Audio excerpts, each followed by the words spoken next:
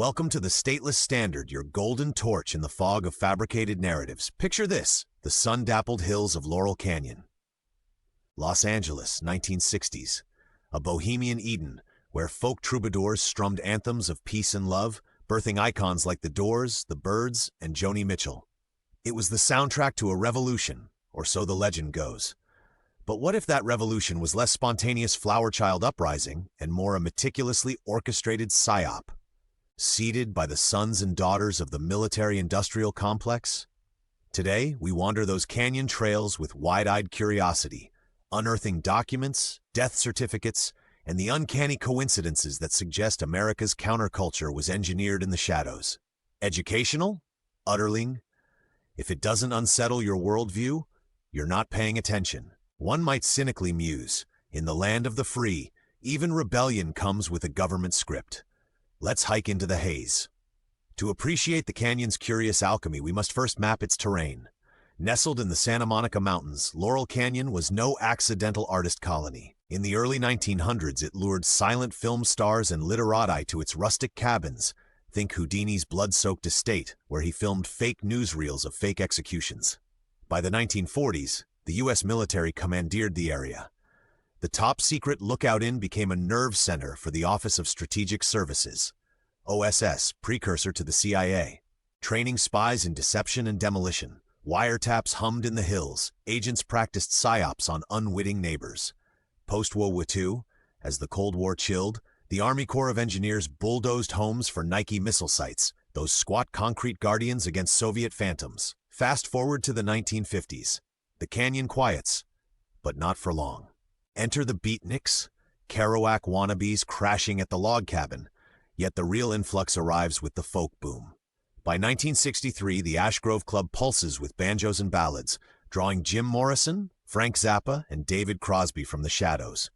Curiously, these weren't ragged runaways from Midwest heartlands. Many hailed from elite military pedigrees. One ponders, coincidence or curriculum vitae for a covert curriculum? Let's meet the canyon's curious cast, shall we? Start with Jim Morrison, the Lizard King's velvet baritone belting Light My Fire. Born to a Navy admiral who helmed the Gulf of Tonkin incident, that dubious attack sparking Vietnam's escalation. Young Jim arrived in L.A. via UCLA Film School, roommate to a certain Frank Zappa. Morrison's dad? George Stephen Morrison, future Joint Chiefs Advisor, overseeing ops that dropped more bombs than World War II. Jim, ever the poet, once quipped his family was straight, code perhaps for squared away in the service. Then there's David Crosby of the Byrds, whose turn preached biblical peace. Son of Oscar-winning cinematographer Floyd Crosby, who filmed Howard Hughes' military flicks and consulted for the Air Force. Floyd's credits? Propaganda reels for the State Department. David's bandmate, Gene Clark, grew up on an Air Force base.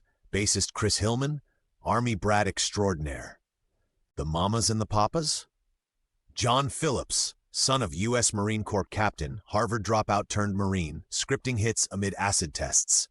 John married Susie Adams, a direct descendant of founding father John Adams. Susie would later find employment at the Pentagon, alongside John Phillips' older sister Rosie, who worked there for almost 30 years.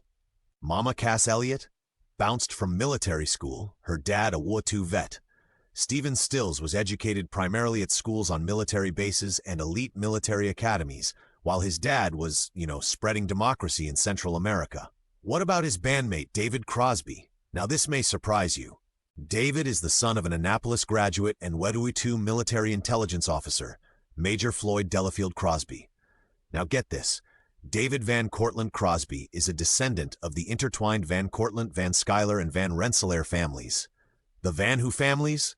Google them. We're talking powerful old money here. David is also a direct descendant of founding fathers Alexander Hamilton and John Jay. Say what? Let's keep going. Frank Zappa, the avant-garde provocateur behind Valley Girl, rented from a Navy captain and jammed with future Doors. His dad, Frank Sr., a chemical warfare specialist at Edgewood Arsenal, that infamous MKUltra lab brewing LSD for mind control. Zappa's mom? Also government chemist. And don't overlook Randy Newman or Jackson Browne, both Canyon staples with Intel-adjacent lineages. The Byrds debut? Produced by Terry Melcher, Doris Day's son and Charles Manson's landlord, a thread we'll tug later. Curiously, these military scions didn't slum it, they commandeered canyon real estate like it was a posting. Zappa squatted in a mansion once owned by occultist Dennis Hopper's kin. Morrison crashed at Ray Manzarek's pad, son of a WWI submariner. One can't help but arch an eyebrow. Was this nepotism or a network node? Declassified docs from the House Select Committee on Assassinations hint at CIA hippie infiltration programs, funneling funds through foundations like the Institute for Policy Studies. Rand Corporation, that wargaming think tank in Santa Monica, hosted youth culture seminars, code for studying how to subvert it. As the canyon bloomed into Counterculture Central, the coincidences compound like bad acid. The Laurel Canyon Association, ostensibly a homeowners group, mysteriously shielded renters from eviction. Who funded it? Enter the old folks, wealthy holdovers from the silent era, gifting pads to Zappa, Neil Young, and the Turtles for a song. Tax records? Murky. But whispers point to CIA slush funds funneled via the Cultural Freedom Congress, that Cold War front sponsoring anti-communist art. Then the drugs, not just weed and whites, but government-grade psychedelics. MKUltra, the CIA's 1953-1973 mind-bent bonanza, dosed unwitting citizens with LSD to shatter psyches and rebuild loyalties. Laurel's scene? Ground zero for acid tests. Ken Kesey's Merry Pranksters, Timothy Leary's Harvard exile, all canyon adjacent. Leary, once a West Point lecturer, preached turn on, tune in, drop out. Dropping out of society, that is, into controllable chaos. Zappa's Freak Out album? A satirical takedown of the very machine he may have served. And the deaths? Oh, the curious cascade. In 1966, Bobby Fuller of I Fought the Law fame, canyon resident, found in his car, throat full of gasoline, ruled suicide. 1967, Phil Ochs, protest bard, hangs himself after CIA surveillance docs surface. 1969, Jimi Hendrix, canyon crasher, overdoses on pills he couldn't swallow. Same year, Janis Joplin, Me and Bobby McGee scribe, nods off eternally in a Hollywood hotel. Jim Croce, 1973 plane crash. Tim Buckley, 1975 heroin accident. Both canyon folkies. The list tolls like a funeral dirge. 20-plus rock deaths in 3 years, many tied to Laurel's web. Coincidence or cleanup? Cynics, peering through the smoke, recall the FBI's COINTELPRO, sabotaging dissidents with bad dope and worse accidents. Manson seals the sinister. Charlie, the canyon's dark jester, crashed at Dennis Wilson's beach pad. Wilson of the Beach Boys, another military son. Manson's family targeted Roman Polanski's home, where Terry Melcher once lived. Melcher? Son of Doris Day, who starred in CIA-linked flicks. Polanski's wife Sharon Tate, pregnant, ritualistically slain. Manson's parole officer? A psychiatrist from the same MKUltra circle. One wonders, was Helter Skelter a hippie bloodbath or a psyop to discredit the entire movement? But the single most disturbing thread running through Laurel Canyon isn't the military fathers. It's the drugs. And not just any drugs. Government-grade, weaponized, CIA-distributed LSD. Most people have heard the cartoon version of MKUltra. The CIA dosed some hippies in the 50s. Lol? The reality is the declassified reality. From 1953 to 1973, the CIA spent the modern equivalent of over $1 billion on at least 149 sub-projects under the MKUltra umbrella. The goal, in the agency's own words, was to discover chemical agents capable of producing reversible, non-toxic aberrant mental states, techniques to cause amnesia and implant false memories, methods to make individuals more suggestible to interrogation or assassination directives.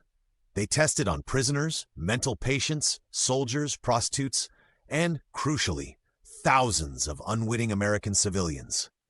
Operation Midnight Climax, CIA safe houses in San Francisco and New York, where prostitutes lured Johns, dosed them with LSD through one-way mirrors while agents took notes. Edgewood Arsenal, Maryland. 7,000 U.S. soldiers given LSD, BZ sarin, and VX between 1955 and 1975. Frank Zappa's own father worked there as a chemical warfare specialist during the exact years the Army was running LSD human trials.